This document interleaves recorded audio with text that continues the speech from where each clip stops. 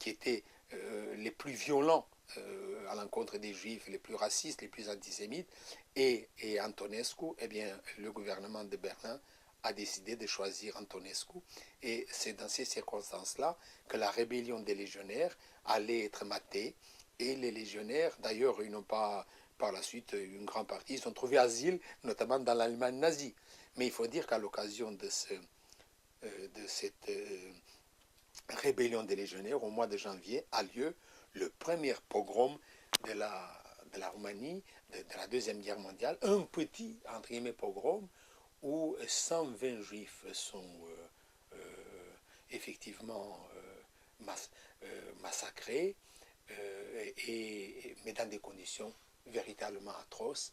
Ils sont fusillés dans une forêt de Jilava près de Bucarest. Il faut dire aussi qu'aux abattoirs, à l'abattoir de Bucarest, les antisémites fascistes roumains, les gardes de fer, ont accroché les cadavres à l'abattoir et on leur a coupé le ventre, on a pris des intestins pour faire des cravates et sur le ventre ils ont marqué la pancarte « viande cachère ». Le deuxième grand pogrom aura lieu au mois de juin 1941. Et il y a eu 2 trains, surnommés les trains de la mort, qui étaient envoyés de Jassy vers un camp de concentration à Kalarache, et partout où le train s'arrêtait, les portes s'ouvraient et les cadavres sortaient, et il y a eu donc des choses atroces. Et tout de suite après, malheureusement, après ce pogrom, il y a eu malheureusement donc l'avance des armées roumaines et des armées allemandes dans les territoires de Bessarabie-Bukovine. Avec la conquête de ces territoires de l'Europe de l'Est, eh bien, nous assistons à des massacres systématiques en Bessarabie-Bukovine.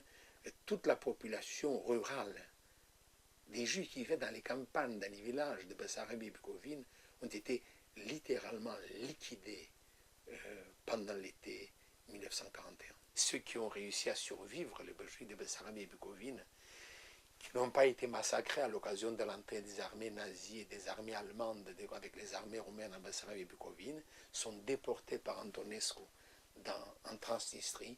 Et la Transnistrie, c'est le Auschwitz roumain sans les chambres à gaz. Il faut effectivement souligner maintenant l'intervention capitale du grand rabbin Alexandre Safran en 1942, lorsque déjà les wagons étaient prêts pour commencer la déportation de tous les Juifs qui restaient encore en Roumanie dans les camps d'extermination en Pologne, notamment la ville où ils devaient être déportés, c'était la ville de Belzec.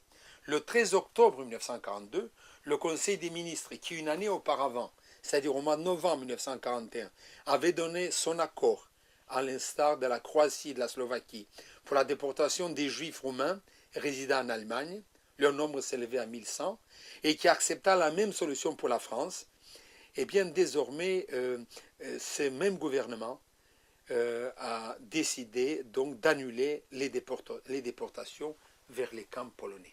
Que s'est-il passé?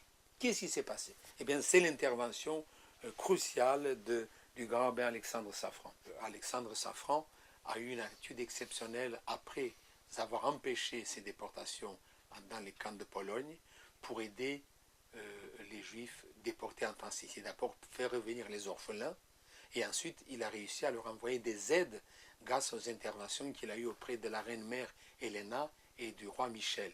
Et c'est pour cela aussi, vu ces interventions personnelles de la reine-mère, grâce aux interventions d'Alexandre Safran, la reine-mère a pu recevoir le titre de juste parmi les nations. Alexandre Safran s'est impliqué aussi dans les actions d'Alia. Et en démontrant aux autorités roumaines que les Juifs roumains voulaient quitter la Roumanie, donc la Roumanie de l'époque antisémite s'est débarrassée de cette manière-là des Juifs, de cette manière-là on pouvait éviter la déportation des Juifs. Donc on peut dire en conclusion à propos de la période de la Shoah que c'est grâce à l'intervention décisive du grand rabbin Alexandre Safran, avec d'autres dirigeants du judaïsme roumain qui faisaient partie du conseil juif clandestin, notamment Wilhelm Filderman, notamment Michu Benvenisti, notamment Froimescu, qui était responsable des communautés séfarades, et notamment grâce à l'avocat Schwefelberg, entre autres, qu'effectivement, beaucoup de démarches ont pu être faites et on a évité la déportation des Juifs de Roumanie dans les camps d'extermination en Pologne et qu'en même temps, par une résistance spirituelle, eh bien, les Juifs ont pu survivre. Et à la fin de la guerre, il y a eu, d'après les statistiques, plus de 360 000 Juifs en Roumanie.